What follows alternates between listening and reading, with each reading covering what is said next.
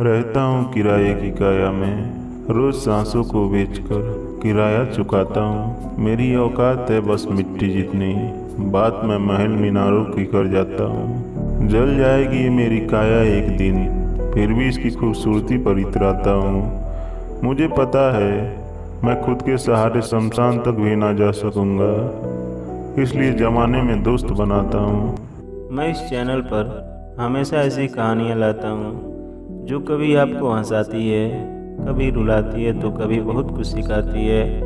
आगे भी आप हमसे ऐसे ही जुड़े रहें, इसलिए आप हमारे चैनल को सब्सक्राइब जरूर कर दें और बेल आइकन को ऑन कर दें, ताकि आगे आने वाली जितनी भी स्टोरी हैं सबसे पहले आपके पास पहुंच सके। तो बिना देरी करे चलिए आगे बढ़ते हैं अपनी पहली स्टोरी की तरफ। पत्नी को शादी के कुछ साल बाद ख्याल आया कि अगर वो अपने पति को छोड़ के चली जाए तो पति कैसा महसूस करेगा। ये विचार उसने कागज़ पर लिखा। अब मैं तुम्हारे साथ और नहीं रह सकती, मैं ऊब गई हूँ तुम्हारे साथ से। मैं घर छोड़ के जा रही हूँ हमेशा के लिए। उस कागज़ को उसने टेबल पर रखा और जब पति के आने का टाइम हुआ तो उसकी प्रतिक्रिया देखने के लिए बेड के नीचे छुप गई।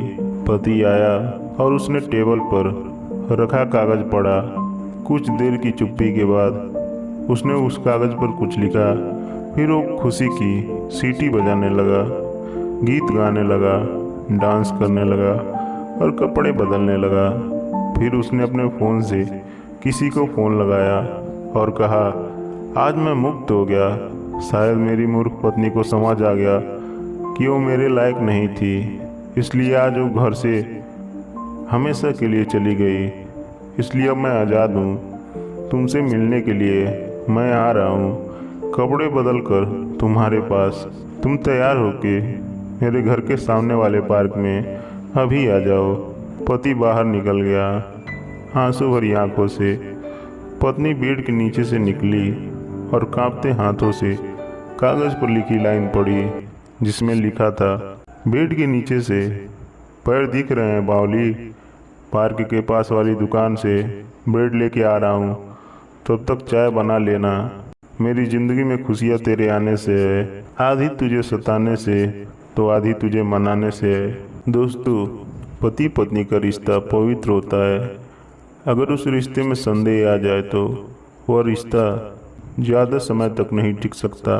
दुनिया के किसी भी रिश्ते में अगर संदेह आ जाए तो वह कभी भी दम तोड़ सकता है। रिश्ते मजबूत रखने का दो ही रास्ता है, विश्वास और सच्चाई। चलिए हम आगे बढ़ते हैं अपनी दूसरी कहानी की तरफ। एक आदमी ने अपने पिता के देहांत के बाद अपनी बूढ़ी माँ को एक वृद्ध आश्रम में रहने के लिए छोड़ दिया। हर महीने कुछ खर्च भेज देता था। समय गुजरता गया। एक दिन उसे वृद्ध आश्रम में कर्मचारियों का पत्र मिला, जिसमें लिखा था, तुम्हारी माँ बहुत बीमार है, मिलना हो तो जल्दी पहुंच जाओ। वह माँ के पास वृद्ध आश्रम में पहुंच गया। देखा माँ का हालत बहुत खराब है, लगता था अंत समय आ गया है। उसने माँ से पूछा, माँ तुम्हारी कोई इच्छा हो तो बताओ, मैं उसे पूरी करूँगा। माँ बोली, बेटा इस वृद्ध आश्रम में एक पंखा लगवा दे। तब बेटा पूछता है, माँ तेरा तो अंत समय आ गया है, तेरे काम तो पंखा आएगा नहीं। फिर माँ उसका जवाब देती है, बेटा मैंने गर्मी में बहुत तकलीफ होगी है। मैं सोचती हूँ कल जब तुम्हारे बच्चे तुम्हें वृद्ध आश्रम में छोड़ जाएं तो तुम तकलीफ ना भोगो। मुझे तुम्हारी चिंता है, बेटे गर्मी में कैसे रहोगे। उस बुढ़िया के लड़के को गलती का एहसास हो जाता है और वो अपने माँ के पैरों पर गिर के माफ़ी मांगने लगता है। तो दोस्तों, देखा एक माँ अपने बेटे के लिए हमेशा अच्छा ही चाहती है, चाहे उसके लिए उसकी जान क्यों न देनी पड़े। तो चलिए अपनी अगली कहानी की तरफ फिर से एक कदम बढ़ाते हैं। एक बुढ़िया रोज अपने कंधे पर दो घड़े लटकाकर नहर से पानी भरकर लाती थी। एक घड़ा मजबूत था और दूसरा कुछ टूटा हुआ था। हर बार ये होता कि टूटे हुए घड़े का आधा पानी रास्ते में ही गिर जाता। 2 साल तक ये चलता रहा। एक मटका अपने काम से संतुष्ट था तो दूसरा उदास था। यहाँ तक कि उसे अपनी जात से भी नफरत होने लगी थी। एक दिन टूटे घड़े ने बुढ़िया से कहा, मैं अपनी इस कमी की वजह से बहुत शर्मिंदा हूँ। आप इतनी मेहनत से जो पानी भरकर लाती हैं वो रास्ते में ही गिर जाता है। बुढ़िया हंस दी और बोली, क्या तुमने ये नहीं देखा कि जिस ओर से मैं तुम्हें उठाती हूँ रास्ते में उस ओर फूल के पौधे ही पौधे होते हैं, जबकि दूसरी ओर कुछ भी नहीं है। मुझे पता है पानी रोज गिर जाता है, इसलिए नहर से अपने घर तक मैंने फूलों का बीज बो दिए थे। अगर तुम मेरे पास ना होते तो मैं बाहर ना देख पाती। दोस्तों, इस कहानी से बहुत बड़ा सबक मिलता है कि दुनिया में कोई मुकम्मल नहीं है, सब में कुछ ना कुछ खामी होती है। हमें एक दूसरे को उसकी खामियों के साथ इस तरह कबूल करना होगा कि हमारी खूबियाँ उसकी कमी पर पर्दा डाल सके। तो चलिए अपनी चौथी कहानी की तरफ आगे बढ़ते हैं। एक बार एक व्यक्ति अपनी नई कार को बड़े प्यार से पॉलिश करके चमका रहा था। तभी उसकी 4 साल की बेटी पत्थर से कार पर कुछ लिखने लगी। कार पर खरोंच लगी देखकर पिता को इतना गुस्सा आया कि वह बेटी को हाथ जोर से मरोड़ देता है, इतनी जोर से कि बच्ची की उंगलियां टूट जाती है। बाद में अस्पताल में दर्द से करा रही बेटी पूछती है, डैड, मेरी उंगलियां कब ठीक होंगी? गलती पर पछता रहा पिता कोई जवाब नहीं दे पाता। वह वापस जाता है और कार पर लाते बरसाकर गुस्सा निकालता है। कुछ देर बाद उसकी नज़र उसी खरोच पर पड़ती है जिसकी वजह से उसने बेटी का हाथ तोड़ा था। बेटी ने पत्थर से लिखा था, आई लव यू डैड। यह देख के वह बहुत रोता है और अपनी गलतियों पर बहुत पछतावा करता है। हमें इस कहानी से यही सीख मिलती है, गुस्से और प्यार की सीमा नहीं होती। याद रखें कि चीज़ें इस्तेमाल के लिए होती हैं और इंसान प्यार करने के लिए, लेकिन होता इससे उल्टा है। लोग चीज़ों से प्यार और लोगों का इस्तेमाल करते हैं। और हम आ चुके अपनी 5वीं और सबसे लास्ट कहानी पे। एक व्यक्ति था, उसके 3 मित्र थे।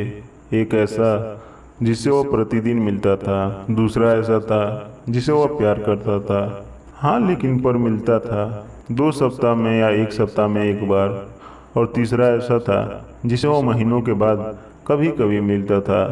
एक बार इस व्यक्ति पर मुकदमा बन गया।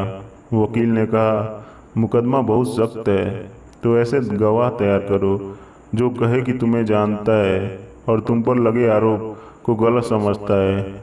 वह व्यक्ति अपने पहले मित्र के पास गया, बोला, एक मुकदमा बन गया है मेरे ऊपर, तुम चलकर मेरे पक्ष में गवाही दो।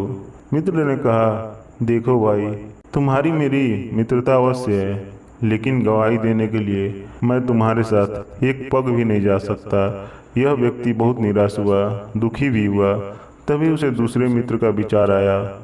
उसके पास जाकर गवाही देने के लिए कहा। ये मित्र बोला, मैं तुम्हारे साथ कचहरी के द्वार तक तो चल सकता हूँ, लेकिन गवाही नहीं दूंगा। ये फिर दुखी हुआ। फिर उसे अपने तीसरे मित्र का ख्याल आया, जिसे वह महीनों के बाद थोड़ी देर के लिए मिलता था। उसे अपनी बात कही। तीसरे मित्र ने जोश के साथ कहा, मैं चलूँगा तेरे साथ, तेरे पक्ष में गवाही दूंगा, और मेरा दावा है कि यह मुकदमा समाप्त हो जाएगा, तू बरी हो जाएगा। परंतु वह मित्र कौन है? वह है आत्मा।